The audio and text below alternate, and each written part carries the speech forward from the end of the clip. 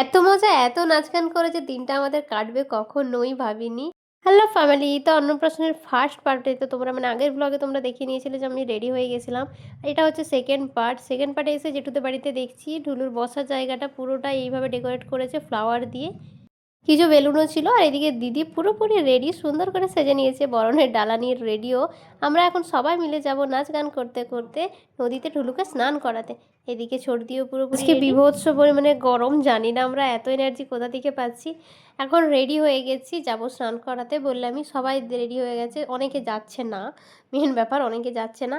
অনেকটাই দূর আমরা যাব, সামনেই আমাদের নদীর একটা ঘাট আছে, কিন্তু আমরা ইচ্ছে করে বাজনা যেহেতু হয়েছে তো একটু দূর দিয়ে ঘুরে ঘুরে যাব সেই জন্যই। আর আমার মেকআপ অলরেডি গলতে কিন্তু শুরু করে দিয়েছে, আমি বুঝতে পারছি।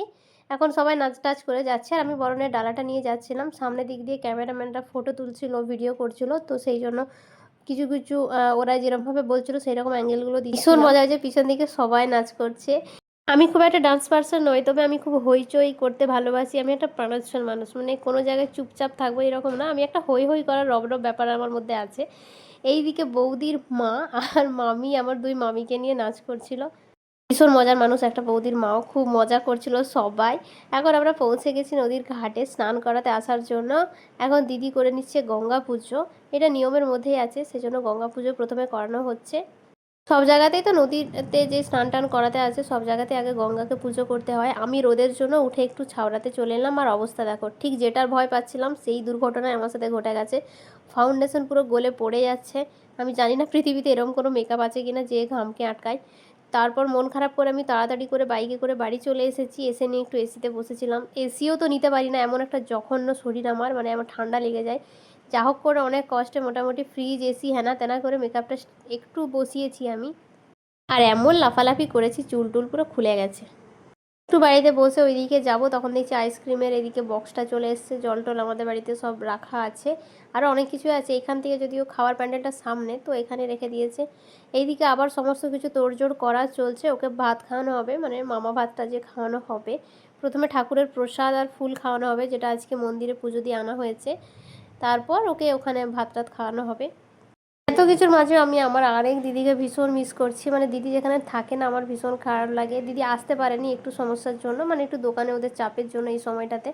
তো দিদিকে সবসময় আমি মিস করছি, তার মধ্যে হই হুল্লোড় করছি, বাকি দিদিরা এসেছে। এইদিকে চলছে ঢুলুকে মামা ভাত খাওয়ানা। এই সুন্দর সুন্দর মুহূর্তগুলো আমি শর্টসেও আপলোড করে দেবো। এখন ওকে ধরানো হচ্ছে যে বই, টাকা, পেন, কী কী ধরে, তো আমি ওর মধ্যে আবার ফোনটা রাখা করিয়েছি, যে এখনের বাচ্চা তো ফোনটাও ধরতে পারে। মজার ব্যাপার হচ্ছে দেখো, ও কোনো কিছুই ধরছে না। আমরা প্রচুর সময় অপেক্ষা করেছিলাম, এত বড় তো ভিডিও দিইনি, কিন্তু প্রচুর সময়, যাই হোক মোটামুটি পেনটাকে হালকা পাতলাভাবে ধরেছিল, তো ওটাই ধরে নিয়েছি। এরপর যখনই ভাত খাওয়ার সময় এলো তখনই ও কান্না শুরু করে দিয়েছে।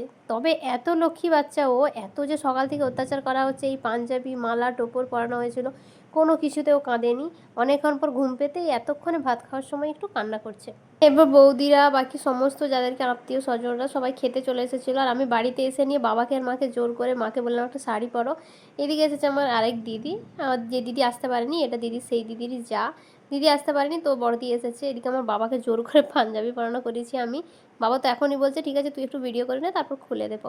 আর এইদিকে আমাদের লুতু বাবু খাচ্ছে ভাত। এখনও ভাত খেতে যায়নি, ভাতের দিকে আমার অতটা ইন্টারেস্ট নেই, কিন্তু আইসক্রিম আমার খুব ফেভারিট, তাই আমি আইসক্রিম নিয়ে এখন খেতে বসে পড়েছি। ভাত কখন খাবো তার ঠিক নেই, যদিও বাড়ির অনুষ্ঠানে একটু দেরি করে খাওয়া দাওয়া হয় আর ইচ্ছেও নেই। তারপর চলে এলাম একটু ফটো দুটো তুলতে। সব আমার অনেকটা নষ্ট হয়ে গেছে, হেয়ার টেয়ার সব এলোমেলো হয়ে গেছে, তারপরেও আমি ফটো তুলছি। বাইরে বৃষ্টি হচ্ছে, তাই বৃষ্টির আওয়াজটা একটু সবাই ইগনোর করো, এখন এডিট করছি তো ওই ভয়েসটাই আসছে। দিদিদের সাথে বৌদির সাথে এখন ছবি তুলছিলাম। ঢুলু তো ঘুমিয়ে গেছে, যার অন্নপ্রাশন তার তার ফটো আপাতত নেই। এতক্ষণ পর গুলু এসেছে, গুলু এতক্ষণ ঘুমিয়েছিল বোধহয়। মা শাড়ি টাড়ি চেঞ্জ করে ওকে আবার নিয়ে এলো।